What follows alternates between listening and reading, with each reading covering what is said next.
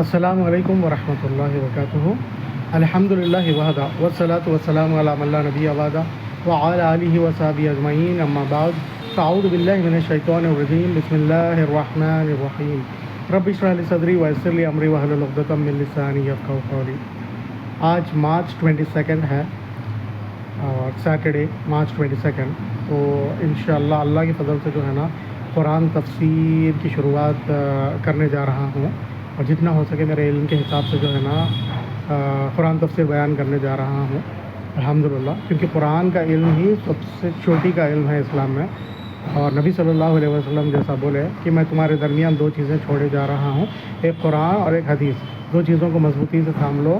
تو پھر کبھی تم گمراہ نہیں ہوگے بول کے۔ تو سب سے پہلے انسان کو جو ہے نا اللہ تعالیٰ کے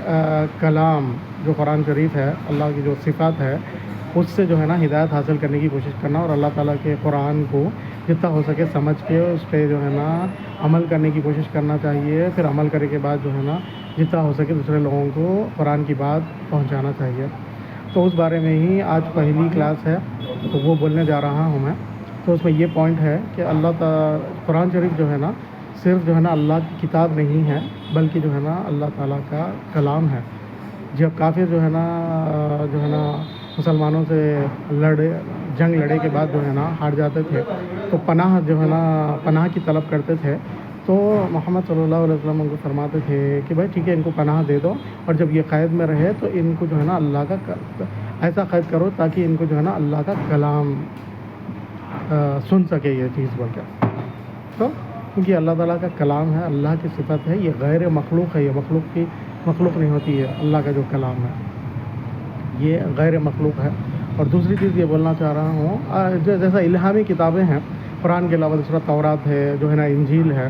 تو وہ کتابیں جیسا انجیل وہ ٹائم پہ بولی جاتی تھی، اور اب ہم اسے جیسا بائبل بولتے ہیں، تو پوری کمپلیٹ بائبل میں جو ہے نا بائبل کا لفظ نہیں ہے، بلکہ ماشاءاللہ قرآن کا لفظ جو ہے نا قرآن میں موجود ہے، جیسا یاسین والقرآن الحکیم، الرحمن علم القرآن، اس طریقے سے۔ اور دوسری چیز یہاں پہ یہ بولنا چاہ رہا ہوں، جیسا موسیٰ علیہ السلام جو ہے نا اللہ تعالیٰ سے سورہ اعراف میں جو ہے نا ریکویسٹ کرے تھے کہ اللہ میں آپ کو دیکھنا چاہ رہا ہوں بول کے۔ جب اللہ تعالیٰ جو ہے نا اپنی تجلی جو ہے نا پہاڑ پہ ڈالے تھے، تو جو ہے نا وہ پہاڑ ریزہ ہو گیا، اور وہ دیکھنے کی وجہ سے موسیٰ علیہ السلام بھی جیسا بے ہوش ہو گئے ہیں۔ ٹھیک اسی طریقے سے جیسا سورہ حشر میں قرآن کے بارے میں ذکر ہے، لو انزلنا ھذا القرآن علی جبل لرأیتہ خاشعا متصدعا من خشیۃ اللہ، اگر ہم اس قرآن کو جو ہے نا پہاڑ پہ نازل کر دیے ہوتے تو تم دیکھتے کہ یہ پہاڑ جو ہے نا پھٹ جاتا، ریزہ ہو جاتا بول کے، کیونکہ قرآن کے روب کی وجہ سے، اللہ تعالیٰ کے کلام کے روب کی وجہ سے۔ تو ٹھیک ہے نا، آج کے لیے اتنا ہی کافی ہے، بہت شکریہ، جزاک اللہ خیراً۔ السلام علیکم ورحمۃ اللہ وبرکاتہ۔